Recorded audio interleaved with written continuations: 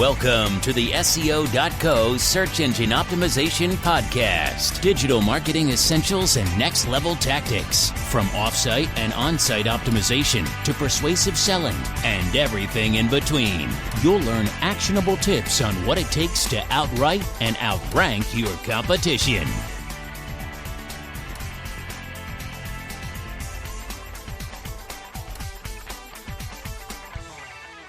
Welcome back to another episode of the SEO.co podcast. Today we're continuing the series on local SEO, and we're going to start off with something fun.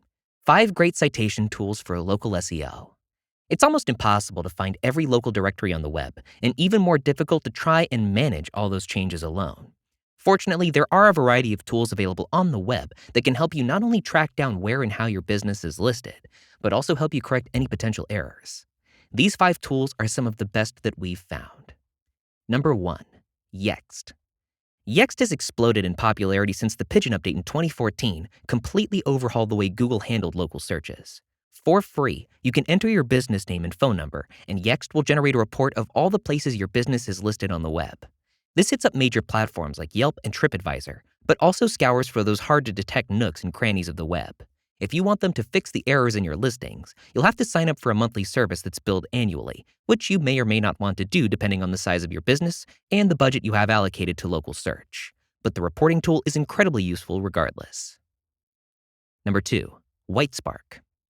Whitespark offers a more thorough local citation builder than Yext, as well as a management tool that helps you keep everything in order. However, it might be overkill if you're only looking to fix the citations that are already out there. For as little as $20 a month, you can perform several keyword-based searches per day to discover where your business is or could be mentioned. And gain access to a dashboard that keeps track of all your efforts to list your business elsewhere. If you aren't sure whether Whitespark is a good fit, you can sign up for a free trial and give it a test run. Number 3, BrightLocal. BrightLocal Citation Tracker is a tool that helps you find all instances of your business across the web and easily audit your information. It's similar to Yext in the sense that it generates a comprehensive report, highlighting any inaccurate or obsolete information that needs to be corrected. BrightLocal stands out by offering a competitive analysis, showing you where your competitors are listing their business so you can encroach on their visibility or simply learn the most common practices for your industry. Number 4, PlacesScout. PlacesScout is a local citation finder much like Whitespark, but it also has a competitive feature similar to that of BrightLocal.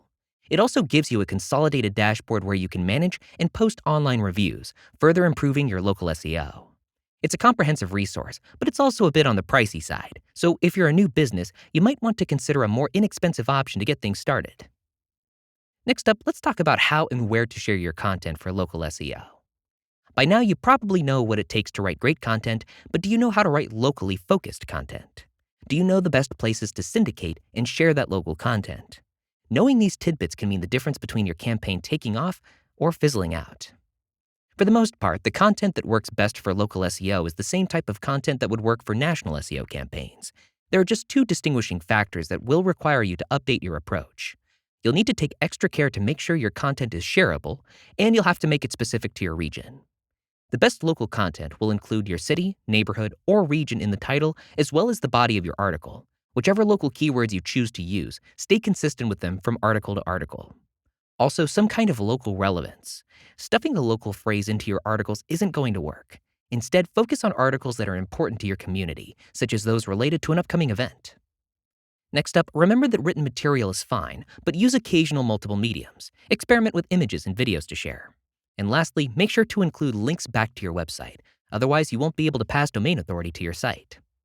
Now that you know how to write great local content, all that's left to do is find the best places to share and syndicate it.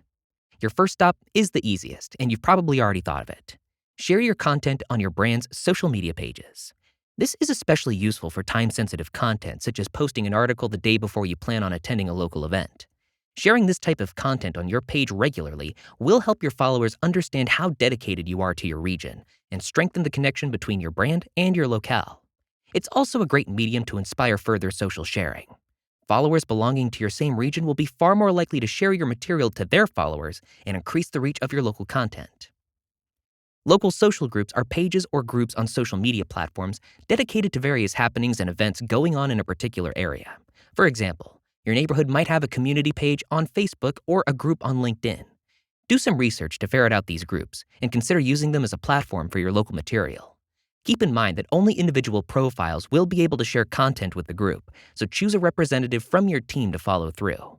These community pages have a much more personal feel and will likely attract more people to your brand. Just make sure your content has some real value for the community as a whole. Local news sites are also perfect opportunities for your local content. Most local news outlets are desperate for new material, and some may even offer a publication platform that local businesses can use to submit material. Getting a piece of content hosted on one of these sites will not only increase your brand's visibility, it will also pass high authority to your domain if you include a backlink.